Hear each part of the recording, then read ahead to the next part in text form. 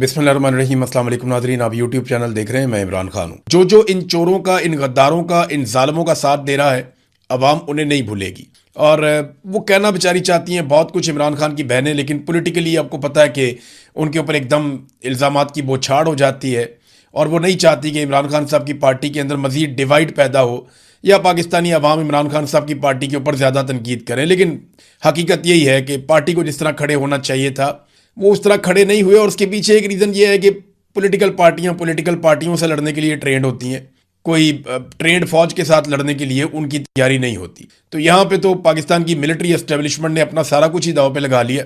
आज से पहले इतना खुलकर कभी पाकिस्तान की मिलिट्री एस्टेब्लिशमेंट अपनी बंदूक के साथ मैदान में नहीं आई जितना खुलकर इस मरतबा वो मैदान में आए। हमने DGI-SPR को सुना, उन्होंने क्या कुछ नहीं कह दिया। इमरान खान को ज़हनी मरीज तक कह दिया, टोला कह दिया, इंतशारी कह दिया, पता नहीं क्या कुछ वो कहते रहे। लेकिन पब्लिक ने उनकी बात एक कान से सुनी और दूसरे कान से निकाल दी, बल्कि पब्लिक ने सुनी नहीं। आप सोशल मीडिया पे उठा के देखें ना, ISPR को जितना पहले सुना जाता था, अब अगर आप उनके व्यूज़ देखें तो ना होने के बराबर हैं उसके मुकाबले में जो पहले उनके व्यूज़ होते थे। ये लड़ाई जो है ना, ये इक़्तिदार की लड़ाई नहीं है, ये उसूल की लड़ाई होनी चाहिए। आज पाकिस्तान तहरीक-ए-इंसाफ का मार खाने का टाइम है, तो उन्हें मार भी खानी चाहिए और डट कर मार खानी चाहिए, इज्जत के साथ सर उठाकर मार खानी चाहिए। एक वक्त आएगा जब वो इस बात पे फख्र करेंगे कि उन्होंने मुकाबला किया था। और जो लोग आज मुकाबला नहीं करेंगे वो मायूस होंगे कि हमने उस वक्त मुकाबला क्यों नहीं किया था। थोड़ी सी हम अगर गिरफ्तारी कर लेते या थोड़ी सी मार खा लेते तो कोई फ़र्क तो नहीं पड़ना था, हमारा कद बड़ा हो जाता, हम भी इसमें हिस्सा डाल लेते। एक वक्त आएगा, मैं आपको आज बता रहा हूँ, ये वक्त आएगा, कई लोग झूठी कहानियां भी उस वक्त सुनाया करेंगे। मुराद सईद जो खुद बड़े मुश्किल हालात में गुजर रहे हैं, उन्होंने एक ट्वीट किया और ये बड़ा तफसीली ट्वीट है। सारी कहानी आपको समझ आ जाएगी कि PTI एक्चुअली इमरान खान के साथ कर क्या रही है। उन्होंने कहा जी, कैद तन्हाई में डालने से पहले वकला, अरकान असम्बली और पार्टी क़यादत के लिए अहकामात थे, ये इमरान खान साहब की जानिब से, कि अदालतों के बाहर धरना दें जब तक इंसाफ नहीं मिलता। इन सब को झंझोड़ झंझोड़ कर याद करा चुका हूँ। वकला के नाम भी सख्त पैगाम था, और क्यों ना होता। पार्टी ओहदों से लेकर असम्बली टिकट और बार इलेक्शन तक इमरान खान के नाम पर लड़े जाते हैं, लेकिन खान साहब के अहकामात के बावजूद अदालत के बाहर मुस्तकिल बिमा अरकान असम्बली धरना नहीं दिया जा सकता। पहले बारिश थी, फिर रमज़ान आ गया, अब गर्मी आ गई है। खान साहब की बीमारी, ड्रोन हमले, ऑपरेशन, बदलते हुए बैनुल-अक़वामी हालात, पेट्रोल की कीमतों में होशरुबा इजाफे, बेजा लगने वाले टैक्सेस, महंगाई के तनाजुर में तहरीक चलाने की सलाह दी। सिर्फ सूबा नहीं, मुल्क बंद करने का भी प्लान बना। इमरान खान की सेहत के मामले पर मुतहर्रिक होने की दरख्वास्त भी की। ऐवानों से इस्तीफ़े के जरिए हुकूमत से लेजिटिमेसी वापस लेने के लिए सबसे पहले अपने इस्तीफ़े की पेशकश भी की। मैं ये समझता हूँ कि इमरान खान की असीरी का जिम्मेदार इनमें से कोई फ़र्द नहीं है, बल्कि बैनुल-अक़वामी एस्टेब्लिशमेंट की ईमा पर बरसरे पैकार आसिम मुनीर, कानूनी और गैर कानूनी तौर पर उसके मातहत आने वाले इदारे और उसके इशारों पर नाचने वाली सियासी कुव्वतें। मगर क्या इमरान खान अपनी ज़ात के लिए कैद में है? क्या इसकी रिहाई के लिए अपनी पूरी कुव्वत से कोशिश करना भी किसी का फ़र्ज़ नहीं है? क़यादत से लेकर कौम तक किसी का भी नहीं है? अच्छा, ये बार बार मुराद सईद एक्चुअली बता रहे हैं कि जो कुछ उन्होंने पाकिस्तान तहरीक-ए-इंसाफ के साथ बात की, जो चीज़ें तय हुई, उनमें से कुछ भी नहीं हुआ। बल्कि उन्होंने बहुत सारी चीज़ें ऐसी की कि सियासी कमेटी खुद को मुहिब वतन साबित करने के लिए एमरजेंसी इजलास बुला सकती है, तंजीमी ओहदों के लिए नए नए नोटिफिकेशन कर सकती है, सूबाई हुकूमत फार्म 47 वज़ीर आज़म और सदर के साथ बैठ सकती है, कोर कमांडर हाउस का रुख कर सकती है। लेकिन जब इमरान खान साहब का सवाल होता है तो सियासी कमेटी का जवाब होता है कि तहरीक तहफ़्फ़ुज़ आईन पाकिस्तान इसका जवाब देगी।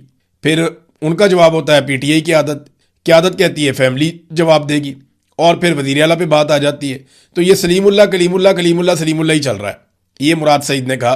तो जब सारे फैसले अपने तौर पर किए जा सकते हैं तो तहरीक का फैसला क्यों नहीं किया जा सकता? मैं इसलिए कि इमरान खान की हदायत दरकार है, और जहाँ इमरान खान की हदायत मुयस्सर हैं वहाँ कई हीले और बहाने बनाए जाते हैं बेशुमार किस्म के। मान लेते हैं कि मंजिल एक है लेकिन तरीक़ाकार मुख्तलिफ है, तो एक दिन के नोटिस पर आप सब एक छत के नीचे बैठ जाएं, आए सारे बैठें, लाइव इजलास करें, उन्होंने ये कहा, और सारे मिलकर जो है वो फार्मूला डिस्कस करें और देखें कौम खुद एस्टेब्लिशमेंट के साथ इनका भी एहतसाब कर लेगी जो लोग 2 नंबरी करेंगे। तो अब मुराद सईद ने ना बड़े गिले शिकवे किए हैं, बहुत सारी ऐसी चीज़ें की हैं। 4 साल हो गए इमरान खान के साथ, ये हो गया। तो यहाँ तक मुराद सईद ने कहा कि जब मैंने बातचीत की, मैंने आवाज़ उठाई, तो ये कहा गया कि मुराद सईद तो पागल हो गया है। फिर मुझे सूबाई हुकूमत ने और वफाकी हुकूमत ने पैगाम दिया कि जनाब आप इर्रिवर्सिबल नुकसान पहुँचा रहे हैं तहरीक को। तो मुराद सईद ने कहा कि मैं इतना कहूँगा कि अल्लाह आपको मज़ीद आसानियाँ दे, लेकिन हमारे मकसद, हमारी जद्दोजहद और हमारी ज़िंदगियों की कीमत पर नहीं, बिल्कुल भी नहीं। कोई फैसला कीजिए। ये मुराद सईद ने अपील की अपनी पार्टी से। देखिए, मैं आपको सच बात तो ये है कि पाकिस्तान तहरीक इंसाफ में ज़्यादातर लोग समझते हैं लड़ाई लड़ने के काबिल ही नहीं है। ये नहीं, इतनी खौफनाक लड़ाई है। पॉलिटिकल पार्टियों से लड़ाई हो सकती है, लेकिन फ़ौज के साथ कौन लड़े? फौज के साथ नहीं, एक्चुअली तो मिलिट्री एस्टेब्लिशमेंट के खिलाफ ये लड़ाई है। फौज में भी ज़्यादातर लोग इमरान खान को पसंद ही करते हैं, लेकिन मिलिट्री एस्टेब्लिशमेंट फौज को इस्तेमाल कर लेती है ना, बतौर अपनी ताकत के, बतौर अपने बाजू के। अब ये पॉलिटिकल पार्टी वो नहीं कर सकती जो फौज कर सकती है, लेकिन जो पॉलिटिकल पार्टी कर सकती है वो कोई भी फौज नहीं कर सकती। ये बात पॉलिटिकल पार्टी को समझ ही नहीं आ रही, और वो पॉलिटिक्स भी नहीं कर पा रहे, अपोजिशन भी नहीं कर पा रहे। ये उनका प्रॉब्लम है। वो डरे हुए हैं, सहमे हुए हैं बहुत सारे लोग। देखिए, ये मार खाने का टाइम है पाकिस्तान तहरीक इंसाफ का, तो उन्हें इज्जत के साथ मार खानी चाहिए। वक्त बदल जाएगा, ये हमेशा ऐसा नहीं रहेगा।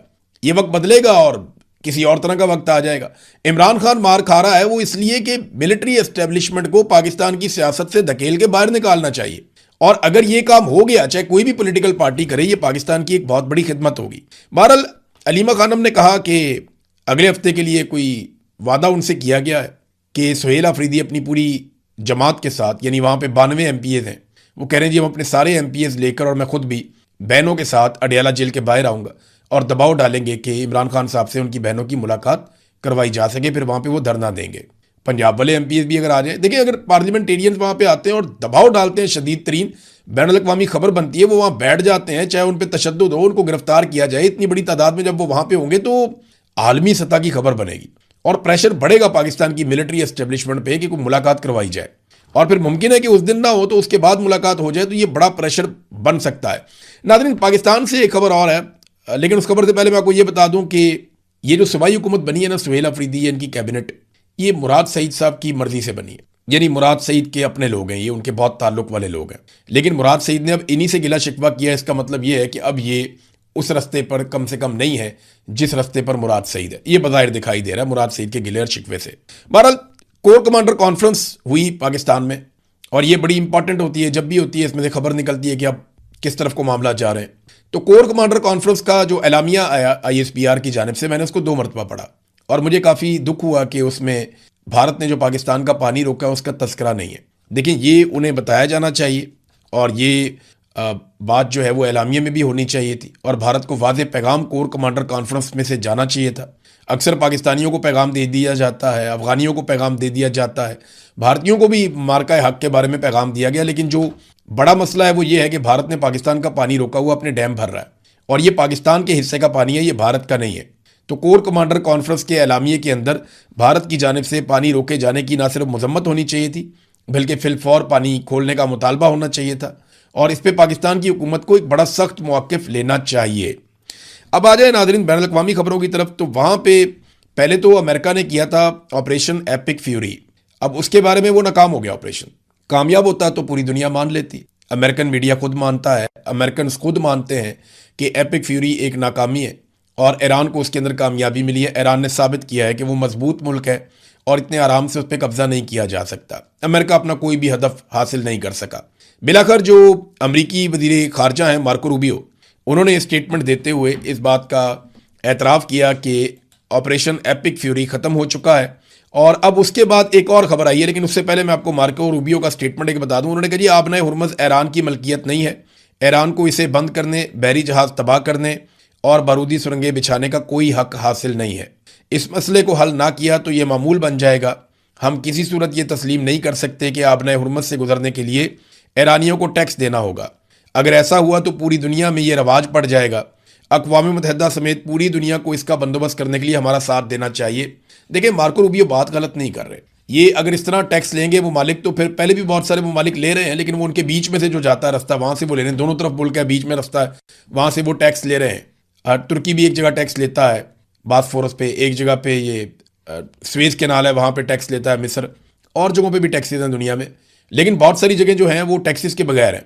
आबना हुर्मुज़ भी उन जगहों में से एक जगह थी। एक तरफ ओमान है, एक तरफ ईरान है, तो बीच में से यहाँ से जहाज़ गुजरते थे फ्रीली, कोई टैक्स नहीं था।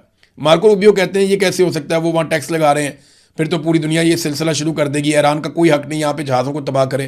तो उसूली तौर पर आप देखें तो ये बात एक तरह से ठीक है, लेकिन क्या अमेरिका को ये हक है कि वो जिस मर्जी मुल्क के ऊपर अटैक कर दे? बड़ा सवाल ये है कि ईरान ने ये काम क्यों किया? इससे पहले तो ईरान ने ये कभी नहीं किया था। ईरान ने ये काम पहली मर्तबा किया और तब किया जब ईरान की सरजमीन के ऊपर अमेरिका ने शदीद बमबारी की। इससे पहले अमेरिका इराक के ऊपर बदतरीन बमबारी कर चुका है। शाम के हालात आपके सामने, वहां पे बहुत खौफनाक अटैक हो चुका है और इसराइल के साथ मिलकर अमेरिका ये अटैक करता है। तो लीबिया के अंदर जो कुछ हुआ वो भी आपके सामने है, जो इस वक्त सूडान में हो रहा है वो आपके सामने है, जो गाजा में हो रहा है वो आपके सामने है, जो अमेरिका ने वियतनाम में किया वो भी आपके सामने है, जो अफगानिस्तान में अमेरिका ने किया वो भी आपके सामने है। तो अब ईरान के ऊपर भी अमेरिका ने ऐसे ही अटैक कर दिया। तो अगर ईरान को यह हक नहीं है कि वो अपने करीब से गुजरने वाले पानी को कंट्रोल करे, तो अमेरिका को यह हक कैसे मिल जाता है कि वो दुनिया के दूसरे कोने से उठकर आए और आकर किसी भी मुल्क को, उसके निज़ाम को कंट्रोल करे? सवाल तो ये भी पैदा होता है ना, मार्को रूबियो की बात में अगर लॉजिक है तो फिर मार्को रूबियो को इस बात का भी दुनिया को जवाब देना पड़ेगा। अब आ जाए नाज़रीन इस बात पे कि डोनाल्ड ट्रंप का ये जो मैंने आपको अभी कहा कि जो प्रोजेक्ट फ्रीडम है वो नाकाम हो गया, वो कैसे हुआ? 24 घंटे में डोनाल्ड ट्रंप को पता चल गया कि इससे वो अपने मकासद हासिल नहीं कर पाएंगे और ईरानी जो है उनमें अभी भी कैपेसिटी है, वो यहां से जहाज़ों को नहीं गुजरने देंगे।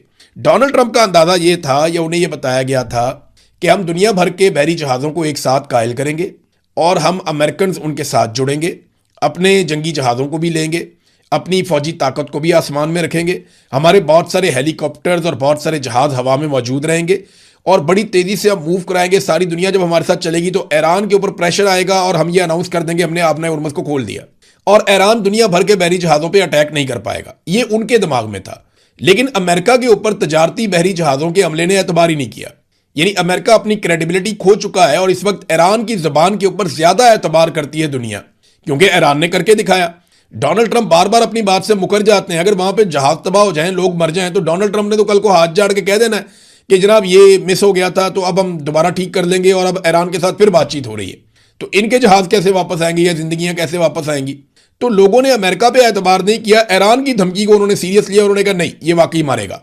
और अभी ये इतला आई है, ये बरतानिया का एक सिस्टम है UKMTO, इन्होंने रिपोर्ट किया है कि एक बहरी जहाज के ऊपर अटैक हुआ, नामालूम हथियार से जहाज को निशाना बनाया गया। ये नहीं बताया कि किसने निशाना बनाया, कुछ लोग जख्मी हुए, ये भी इतला मिली है एक बहरी जहाज पे, लेकिन ये किसने बनाया, कैसे हुआ, इसके बारे में नहीं पता। बहरहाल अमेरिका का जो अंदाजा था एकदम बहुत बड़ा, वो जहाज़ों का रिवर देके गुजर जाएंगे आपने हुर्मुज़ में से और ईरान बेबस हो जाएगा, पूरी दुनिया के जहाज होंगे।